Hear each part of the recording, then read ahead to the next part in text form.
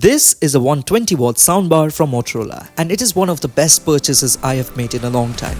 It packs in 4 15W speaker, technically making it a 60W soundbar, and then an additional 60W wire subwoofer which can attach directly to the soundbar.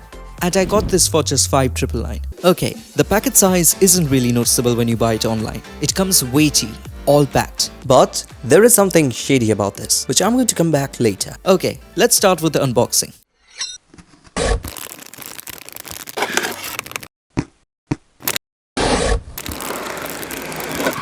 The build quality is great, as you would expect. The soundbar itself has a plastic body with metallic front grille. It feels weighty and solid. The subwoofer is similarly built with a premium finish. It comes with a remote, and there are several EQ modes and effects to try, which are very much self-explanatory. Okay, let's set this up. It's very easy to set up. I had already done it because I've been using this for some time. I'm just showing this again for the sake of this video. So you get this cord, you just need to take it and connect it over here. This, done. You hear that snap. And also you get another cord which comes from your subwoofer. As you can see, here you have the connection and here you have the subwoofer cable. So you just need to connect it over here in the SW output. I guess you can see it right here, and just connect it. That's all, done. Now the rest of it is very simple. We just need to connect it over here. Just head over to your Bluetooth settings and wait for the device to appear. Okay, here we have it. I actually have it paired, so I'm directly connecting from here, but you need to pair it, so you just need to enter the pairing mode, and it is already described in the product usage guide. Okay, so I was having some problems. I could not connect to my YouTube Studio account because from there I'm going to play the copyright free musics. But anyway, I am therefore going to use my laptop, and as you can see, I have connected to the device. Just focus on the screen. And it's connected over Bluetooth. It's time for the test. I'm going to record the test on my Sennheiser's MKE600 mic and then again on my smartphone for understanding the 2.1 channel experience from the speaker. We are going to cover all the functions from the remote, which does have a few issues which you will get to know when I test.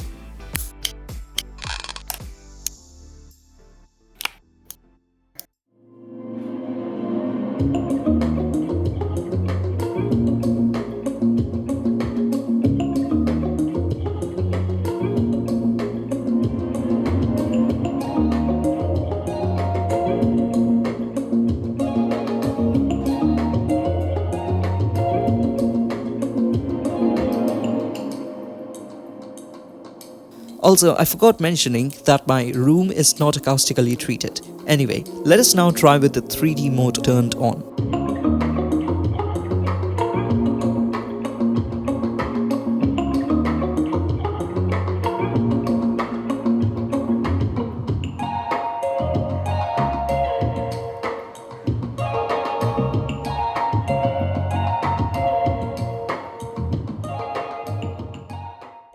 Now it's time for the stereo version. I will switch 3D on or off mid-play to help you realize the change.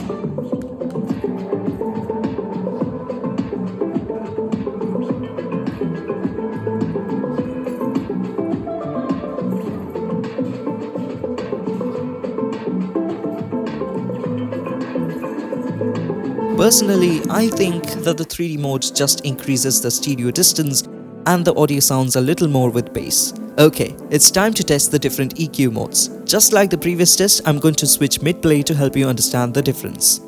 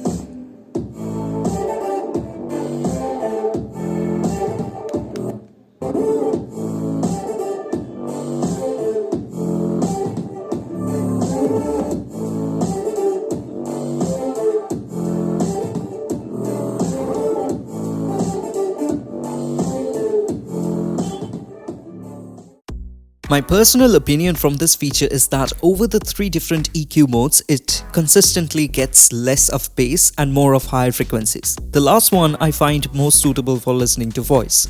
The 60-watt subwoofer gives a rich bass output. I mean, you will notice the difference immediately. The soundbar also provides good, crisp quality output. Never have I encountered a moment when the sound came distorted from this device. It is a beast of a speaker, and trust me, you would not want it to be above 20% anyway because it is a pretty loud speaker. And now comes the shady part. You might have noticed that on the box it mentions 160-watt speaker, but that is not the RMS of this device. If you look closely in the device box, the RMS is provided only at a small place at this, as if Motorola is really trying to hide that. Which is not completely wrong because technically the product's maximum output is 160 watts, which is very different from the RMS, which is 120 watts for this product. Maximum output means that the speaker can handle sudden bursts of sound up to 160 watts without distortion for short periods of time. RMS is the continuous wattage of the speaker which it can handle. What is even worse is the product listing on Flipkart, which not only advertises the product to be a 160 watt speaker, but also it shows that its RMS is 160 watts, which is absolutely wrong. I think the problem is from the seller's side because the pictures provided by Motorola speak the truth, but however Motorola also seems to be like pushing the 160 watt peak output more importantly than the RMS. I have no complaints about this speaker quality because it is really good, but I was interested to buy a 160 watt speaker to be safe from any sort of distortion during sound design, and I bought this under the same impression. Honestly, I felt a bit cheated when I found out the truth. Anyway, this does the job very well, and that's all what I need. Okay, that's all for this video. Thank you so much for watching. Do like, share and subscribe, and I'll catch you in the next one.